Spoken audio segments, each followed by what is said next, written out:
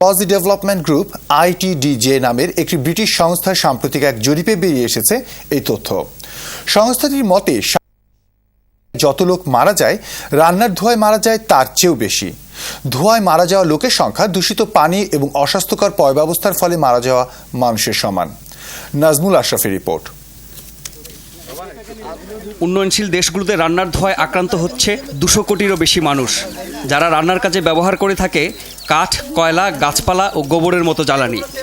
জাতিসংঘের মতে ঝুঁকিপূর্ণ চুলায় রান্না করার ফলে ধোঁয়ায় যে পরিমাণ ক্ষতি হয় তা দৈনিক 2 প্যাকেট সিগারেট পান করার সমান। আন্তর্জাতিক জ্বালানি সংস্থা আইটিডিজি বলছে 240 কোটি মানুষ রান্নার কাজে জৈব পদার্থ ব্যবহার করে থাকে। আর এর সাথে কয়লা যোগ করলে রান্নার কাজে এ ধরনের পদার্থ ব্যবহার করে এমন মানুষের সংখ্যা দাঁড়ায় 300 কোটি, যা বিশ্ব জনসংখ্যার অর্ধেক। বিশ্বের সবচেয়ে গরিব দেশগুলোতে অসুখ বিসুখ সহ প্রধান যে 4টি কারণে মানুষ মারা যায়, রান্নার ধোঁয়া এর একটি।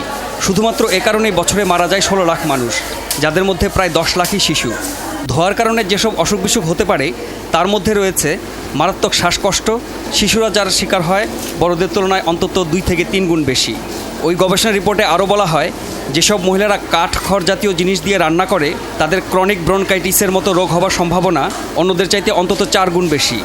রান্নার ধোঁয়ায় আরও যেসব সমস্যা হয়ে থাকে তার মধ্যে আছে এজমা ও যক্ষ্মায় আক্রান্ত হওয়া, কম ওজনের শিশুর জন্ম দেওয়া, নবজাতকের মৃত্যু এবং চোখে ছানি পড়া।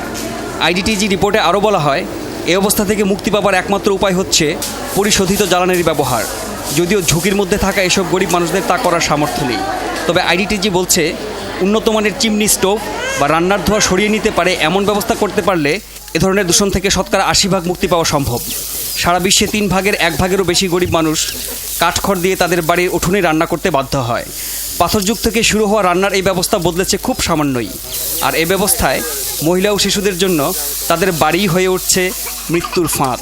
Nazmul Ashraf, NTV news desk.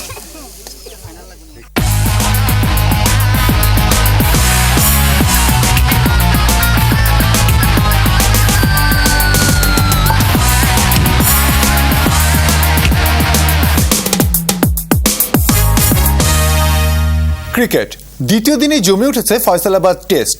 243 রানে শ্রীলঙ্কার প্রথম ইনিংস গুটিয়ে দিলেও স্বস্তিতে নেই পাকিস্তান। 256 রান তুলতেই তাদের 8 উইকেট পড়ে গেছে। মাত্র 13 রানে এগিয়ে থেকে তৃতীয় দিনের খেলা শুরু করবে তারা। টেস্ট রিপোর্ট কাজী তাপসের। 7 উইকেটে 233 রানে প্রথম দিন শেষ করা শ্রীলঙ্কা দ্বিতীয় দিনে বাকি 3 উইকেটে মাত্র 10 রান যোগ করতে সমর্থ হয়।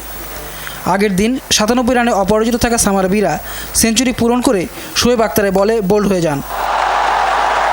পাকিস্তানের পক্ষে শোয়েব আখতার 5 এবং মোহাম্মদ সামি 4 উইকেট পান। পাকিস্তানি ইনিংসের সূচনা করতে নামা ইমরান ফারহাদ 11 রানে মালিঙ্গার বলে আউট হয়ে যান।